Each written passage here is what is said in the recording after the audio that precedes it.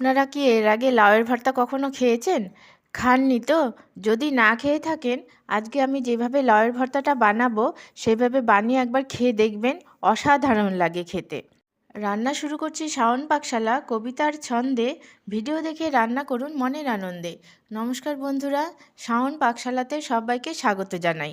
আজকে আমি যে লাউয়ের ভর্তাটা বানাবো তার জন্য লাউটাকে আমি ডুমো ডুমো করে কেটে সামান্য লবণ দিয়ে আমি ভাপ দিয়ে নিয়েছি।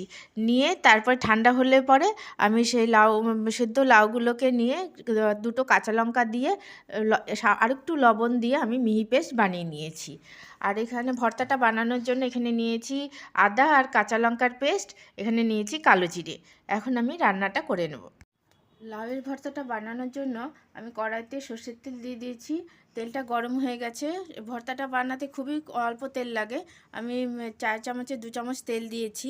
এখন এর মধ্যে আমি দুটো শুকনো লঙ্কা আর কালো জিরেটাকে ফোড়ন দিয়ে দেবো। লঙ্কাটাকে আমি একটু ভেজে নিয়েছি। এখন আমি এর মধ্যে দিয়ে দেব আদা আর কাঁচা লঙ্কার পেস্টটা।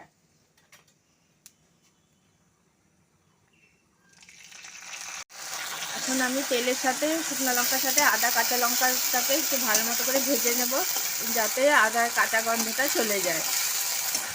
কাঁচা গন্ধটা চলে গিয়ে তেলটা ছেড়ে দিয়েছে উপরে, দেখুন তেলটা ভেসে উঠেছে। এখন আমি এর মধ্যে দিয়ে দিচ্ছি পরিমাণ মতো লবণ। এখন আমি লবণটা কমই দেব, কারণ লাউটা সেদ্ধ করার সময়, লাউটা পেস্ট করার সময় লবণ দিয়েছিলাম, এই জন্য এখন আমি অল্প পরিমাণে লবণ দেব।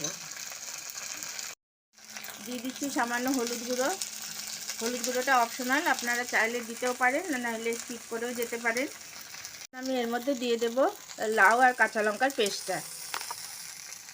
এটা খুব চটজলদি হয়ে যায় আর খেতেও দুর্দান্ত লাগে, গরম ভাতের সাথে অসাধারণ লাগে।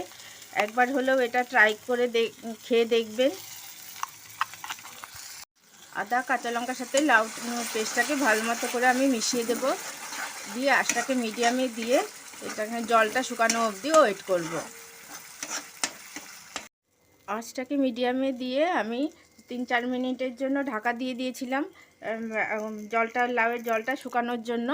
শুকিয়ে গেছে এবং ভর্তাটা প্রায় রেডি। আমি এখন একটা ইনগ্রিডিয়েন্টস দেব, সেটা হচ্ছে ধনেপাতা কুচি। আপনারা যদি ধনেপাতাটা পছন্দ করেন তাহলে দেবেন, নইলে স্কিপ করেও যেতে পারেন। এটা গরম ভাতের সাথে খুবই সুন্দর লাগে খেতে এবং খুব চটজলদি এটা হয়ে যায়। নিরামিষের দিনে এটা আপনারা অনায়াসে করে খেতেই পারেন। এখন তো বাজারে প্রচুর লাউ পাওয়া যাচ্ছে। লাউয়ের অনেক রকম রেসিপি আমার চ্যানেলে দেওয়া আছে। লাউ শাক দিয়ে ধনেপাতা বাটা, লাউয়ের পকোড়া। যারা দেখেননি তারা আমার চ্যানেলে গিয়ে এই রান্নাটা দেখে নিতে পারেন। রান্নাটা একদম রেডি। এখন আমি সার্ভ করে দেব।